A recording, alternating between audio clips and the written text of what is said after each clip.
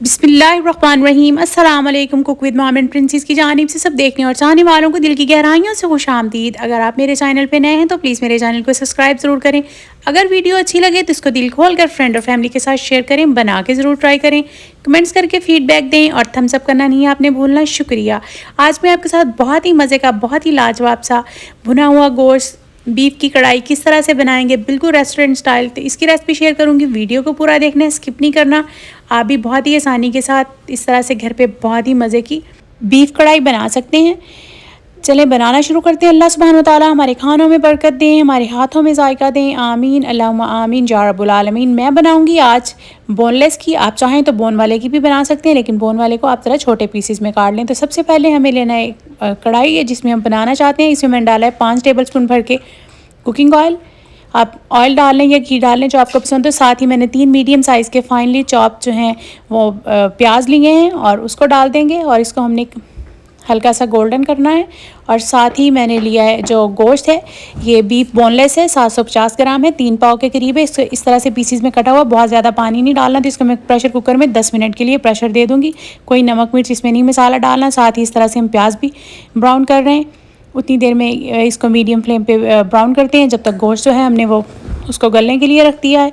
तो ये प्याज हो जाएगा और उतनी देर में गोश्त भी डन हो जाएगा। देखिए प्याज का भी हल्का सा कलर चेंज हो गया है। तो गोश्त भी हमने 85% जो है उसको बॉयल कर लिया है, 100% कुक नहीं करना। तो अब उसमें हम गोश्त डालना शुरू कर देंगे। जो भुना है प्याज हमने अभी और कोई मसाले वगैरह नहीं डाले। तो अब इसको हम इसमें डालेंगे 1 टेबल स्पून भर के लहसुन और अदरक की पेस्ट। और अब हम इसको भूनेंगे तकरीबन 5 मिनट के लिए अच्छी तरह से मीडियम चूल्हे पे। आपने इसमें 2-3 दफ़ा चम्मच हिला देना है और 5 मिनट तक भून लेना है। और इसके बाद देखें ये जो चिकन बीफ का स्टॉक था, बहुत ज़्यादा पानी नहीं डाला था तो थोड़ा सा बचा है, मैंने निकाल के उसको प्याली में साइड पे रख लिया है। तब हम इसमें डालेंगे बहुत ही बेसिक से मसाले जो कि है ज़ीरा है 1 चाय वाली चम्मच और 1-1.5 चाय वाली चम्मच नमक है। आप अपने जायके के हिसाब से ज़्यादा या कम डाल लें। 1 चाय वाली चम्मच लाल मिर्चों का पाउडर है, आधी चाय वाली चम्मच हल्दी है और आधी चाय वाली चम्मच जो है वो धनिया पाउडर है। तो ये मसाले डाल देंगे और साथ ही अब इसमें क्या करेंगे 2 से 3 टेबल स्पून जो है हम ये जो स्टॉक था यखनी निकली थी गोश्त की, वो हम 2 से 3 टेबल स्पून ऐड करेंगे।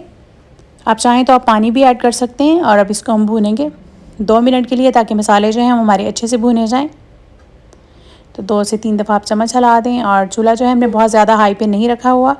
तो देखें अब इसको 2 मिनट के बाद भूनने के बाद ये इस तरह का हो गया है। साथ ही मैंने लिए हैं मीडियम साइज़ के 3 टमाटर हैं, रफली मैंने उन्हें चॉप कर लिया है और छिलका उतार दिया है। छिलका ये कि वो अच्छा नहीं लगता, तो अगर आपको पसंद हो तो आप डाल सकते हैं, लेकिन मुझे अच्छा नहीं लगता इसलिए मैंने छिलका उतार के रफली चॉप कर लिए हैं। अब हमें इसको करेंगे मिक्स अच्छी तरह से। और मिक्स करने के बाद हम इसको ढक्कन लगा देंगे 2 से 3 मिनट के लिए ताकि टमाटर जो है हमारे अच्छे से सॉफ्ट हो जाएं।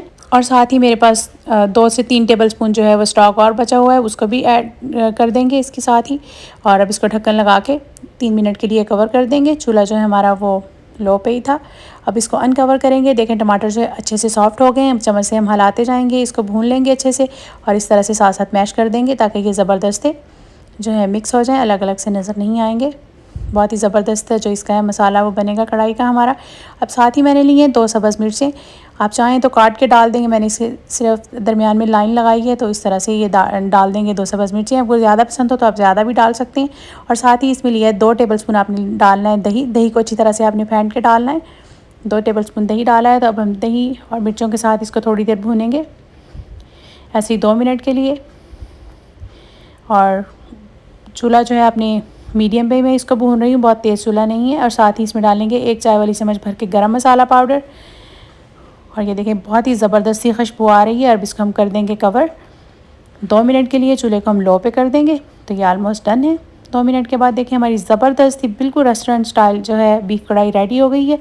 अब मैं इसको धनिया के साथ, धनिया का फ्रेश धनिया काट लें, उसके साथ आप इसको गार्निश कर लें। और साथ ही मेरे पास थोड़ा सा अदरक है जुलियन कट में कटा हुआ, अगर आपको पसंद है तो उसको भी थोड़ा सा डाल दें।